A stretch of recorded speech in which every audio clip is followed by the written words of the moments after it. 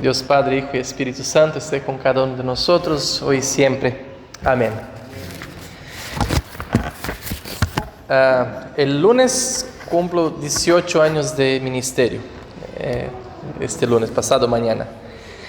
No por eso se vuelve más simple la tarea de preparar un sermón, ¿verdad, James?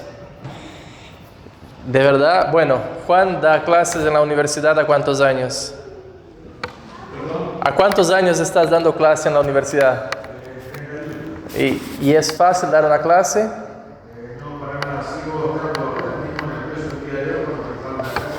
Exactamente. Es lo que nos pasa a nosotros y a Hans, todos nosotros, nuestras funciones cuando lo tomamos en serio. Y en el tema del sermón hay algo muy serio, además del preparo en sí, que es poder hacer el recorte exacto y dar la palabra que Dios quiere que tú des, ¿no? Y es una responsabilidad que nos hace temblar todas las veces de vuelta, ¿no? Y esta semana, en verdad, preparé 2 sermones, después puedo mostrar. Uno tenía 7 páginas y ayer por la mañana lo tiré al costado y hice otro sermón totalmente nuevo de otras 7 páginas. Y hoy por la mañana recorté y me quedaron 5. Pero es increíble cómo es un texto que te trae tanta cosa y bueno, gracias también al propio Juan que me ayudó con una palabra esta semana en el sermón, la palabra bieldo. Él subió a investigar para qué se usaba y me bajó y dijo. Bueno, Beto, James y Cristian me ayudaron con varios comentarios ahí sobre ese texto de Juan, ¿no? Porque también es un texto tan conocido y a veces es difícil saber traer cosas nuevas, alimento nuevo también, ¿no? Y dentro de eso, ¿no? de la complejidad de un sermón, un riesgo que nosotros corremos es por tener 18 años de ministerio, 27, Cristian, James. Ahí va. A veces dar por obviado con nuestro ministerio, nuestra vida, las cosas y empezar a traer muchos ejemplos, ¿no? Y una cosa que fue muy machacada en la última reunión en Wittenberg fue de cuidar para no traer tantos ejemplos personales, y yo tengo ese tema, de acordarme de cosas que pasaron en esos 18 años y traer los ejemplos bíblicos. La Biblia es la mejor ilustración de lo que Dios quiere hablar y usó sus personajes, ¿no? Para traer ejemplos a nosotros. Y en el texto de hoy vemos eso de forma fantástica. Cómo Juan Bautista nos sirve con sus ejemplos para apuntar al Jesús Salvador. Sus ejemplos son el norte que nos prepara el camino hasta hoy, y por eso estamos en Adviento, para la cuna, el pesebre del nacimiento de Jesús en nuestro corazón. Y para eso podríamos recortar algo específico de Juan Bautista, ¿no? Sus cualidades. Y dentro, cuando digo cualidades, estoy hablando de un hombre incorruptible, que no se puede corromper, no lo corrompe nadie. Está firmado en la palabra de Dios. Y en nombre de esta palabra del Espíritu Santo que está obrando en él desde cuando él estaba en el vientre de su mamá, porque cuando Jesús lo visita, él se mueve ahí, ¿no? Está tan firmado que pierde su cabeza literalmente en función de esta verdad, de esta palabra. Entonces, ¿qué ejemplo más fantástico en el mundo para meditarnos que él mismo, Juan Bautista, como ejemplo? Y lo primero que quiero traer de Juan es mirarlo como un hombre verdadero. Él es lo que es. Subí en el Facebook esta semana una frase que el tipo no es luterano, pero es... hay que leer de todo y retener lo bueno, ¿no? ¿Cómo se pronuncia? ¿Spurgeon?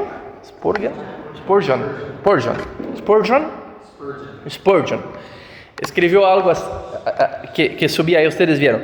Lo correcto es correcto, aunque todos lo condenen. Lo incorrecto es incorrecto, aunque todos lo aprueben. ¿Qué frase más válida para los momentos en que vivimos hoy en día? momentos de grises, donde no hay más una definición clara de las cosas, donde no hay más una verdad, todo es relativo. Los tonos varían conforme el gusto y cómo me siento y de las opiniones personales de cada uno. Y esta forma de no tener nada, ninguna verdad, entra de lleno para dentro de la casa, de la familia, y hasta quiere determinar lo que uno va a decir aquí, en el altar, en el púlpito. La relativización no combina con Juan Bautista, porque Juan Bautista no permite que la palabra de Dios sea tergiversada. Dios no cambia. Lo dijo claramente Malaquías hoy, lo dijo claramente Pablo y lo está diciendo hoy Juan Bautista. Dios no cambia. Dios no cambia. Entonces vemos cómo Juan Bautista hoy confronta las varias esferas sociales. Ahí concurre a él la gente en general, el pueblo. Ahí vienen los religiosos. Ahí viene la policía, la DGI, y se van sumando, ¿no? Podríamos poner todas las esferas sociales, se van yendo ahí al río Jordán. Juan Bautista los mira y dice: generación de víboras.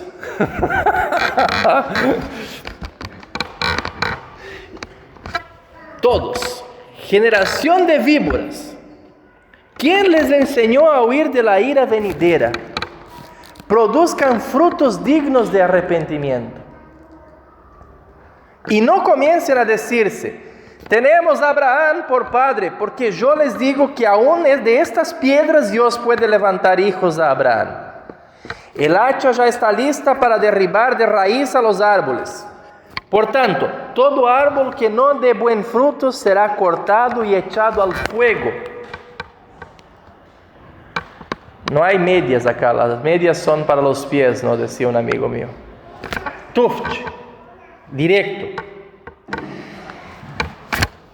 Juan Bautista tiene claro que si no decís toda la verdad, alguien podría entender que habría algo bueno en sí. Quizás el policía por proteger, el otro por el Estado, por la cierta religiosidad. No. Juan Bautista pone a todos, del primero al último, en el mismo paquete y dice: raza de víboras. Y ahí estamos nosotros también adentro. Nosotros que somos herederos de aquella primera picada, mordida que Adán y Eva tomaron. Y seguimos de generación en generación recibiendo el veneno de herencia del pecado. Y seguimos de generación en generación diseminando el veneno del pecado con nuestra vida, con nuestras palabras, con nuestras acciones. Y no digan que tienen Abraham como padre, o que fuimos bautizados luteranos cuando chiquititos, y soy luterano de cuna, y porque soy hijo de pastor o nieto de pastor o lo que sea, no importa, sos pecadores, yo también. No vamos a ser salvos por alguna etnia o por alguna cosa buena que haya en nosotros. Ese es el recorte taxativo y no hay como hacer blandito Juan Bautista. Juan Bautista es duro y dice 100% esto: arrepiéntanse. Y la palabra arrepentimiento acá es tirar todo al sentido contrario. Estaban yendo hacia acá, estaban produciendo frutos de muerte, no estaban enraizados en el árbol de la vida. Arrepiéntanse, cambien la mente y produzcan frutos dignos del arrepentimiento, frutos verdaderos.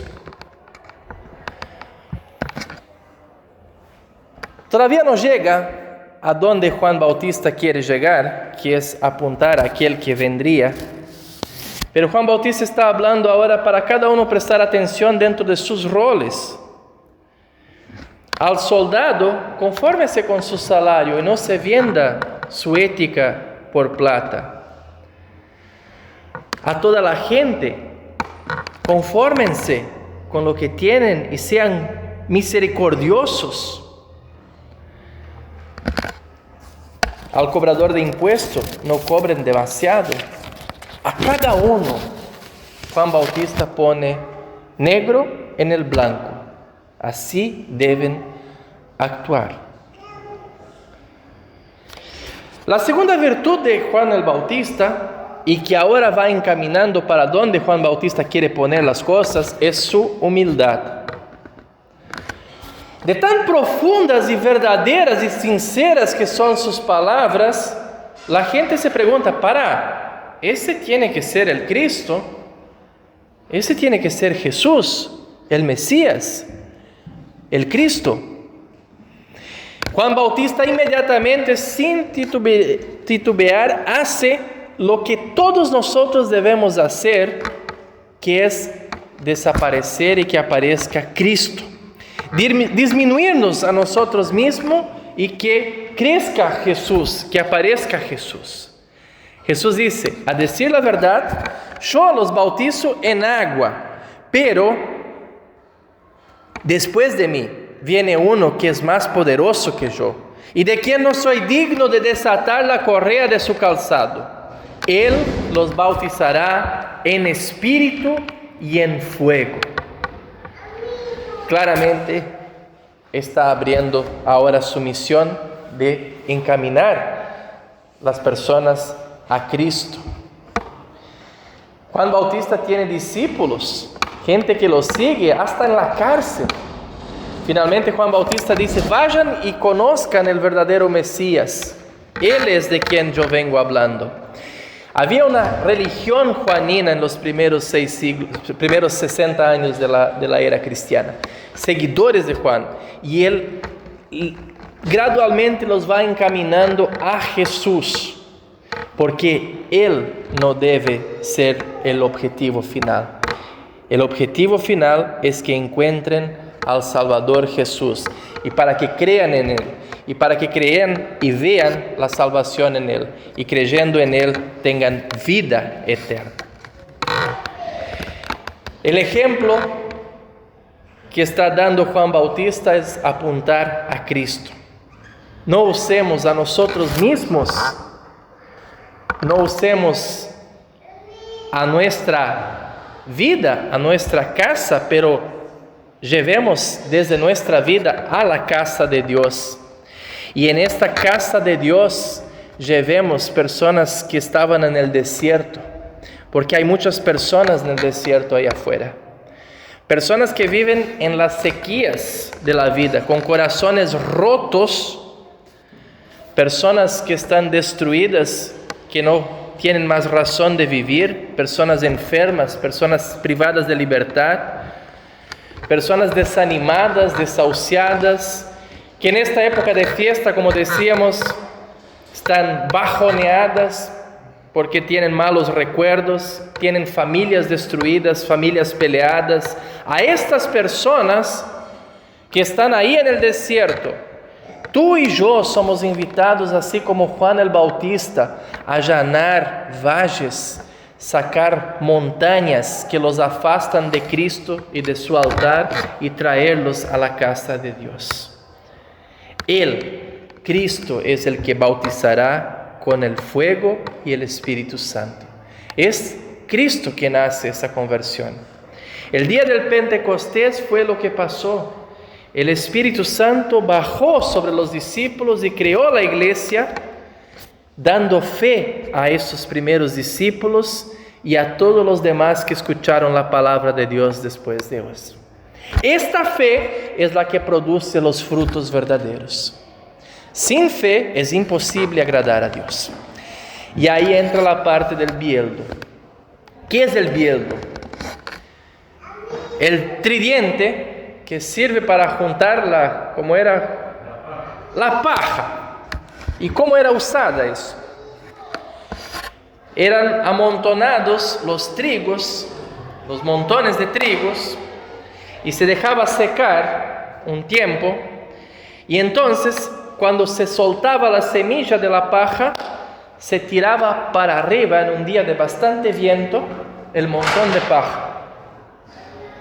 ¿Qué pasa? El viento arrastraba la paja vacía, sin peso, para el costado. Pero las semillas caían de vuelta sobre un mantel. Este mantel era recogido, las semillas separadas y guardadas en el granero. La paja era quemada. Esta es la separación que Dios hace. Esta es la separación que Dios hará en el día del juicio final. Aquel que tiene fe verdadera en Cristo Jesús, aquel que tiene contenido, que está aferrado a Cristo Jesús y produce sus obras dignas de esto, del arrepentimiento y de la nueva vida, no por estas obras, pero por la fe que produce esas obras en él, será guardado en los graneros eternos. Y no hay como disminuir el peso de la ley acá. La paja será quemada. Tú y yo somos responsables de avisar esto a las personas. Dios puede dar vida a huesos muertos, a paja muerta, por medio del poder de su palabra, del Evangelio. Nosotros somos la voz que proclama en los desiertos de este mundo: preparen camino al Señor, enderecen sus sendas. Todo valle será rellenado y todo monte y colina será nivelado. Las sendas dispares serán allanadas y todos verán la salvación de Dios. Todos. Juan Bautista es el primero a ser universalista en ese sentido. Todos verán la salvación de Dios. Este mensaje no es solamente para nosotros, luteranos, que tenemos el privilegio de escuchar esta palabra hoy aquí, pero es para el mundo entero. Es para aquellos que no conocen todavía. Porque por el poder de la palabra, estos valles y colinas pueden ser nivelados. Los búnkers que los seres humanos y la sociedad construyó alrededor, muros, para que las personas no escuchen la palabra y no vean la salvación, no conozcan la verdad. Estos muros pueden ser derribados con el anuncio de la palabra. Todos verán. Las prostitutas, los cobradores de impuestos, los gentiles, los de afuera, todos podrán tener sus valles y sus sendas allanados y verán la salvación. Nosotros nos reíamos esta semana cuando en un versículo ahí dice 18, las buenas noticias, estas son las buenas nuevas de salvación. Nosotros, pero qué buena nueva es una... No, esas son las buenas nuevas.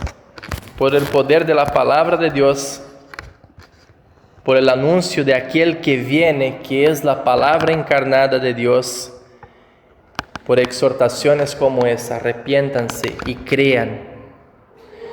La salvación llegó a nuestros días. La salvación está en nosotros. Somos salvos. Ahora, proclamemos esto al mundo que todavía no conoce. Juan recibió un llamado ya desde el vientre de su madre, y mucho más antes Dios lo estaba preparando. 700 años antes, Isaías dijo: una voz clama en el desierto, preparen el camino del Señor. Juan Bautista nunca se negó a su llamado, aunque perdió su cabeza por esto. Esta sigue siendo la voz de la iglesia, hermanos: anunciar Cristo a todos los que viven en el desierto de la falta de sentido, de sus pesadas cargas, de los pecados, de los problemas, de las angustias. Las multitudes están ahí afuera sedientas por esta palabra. Juan Bautista va al desierto.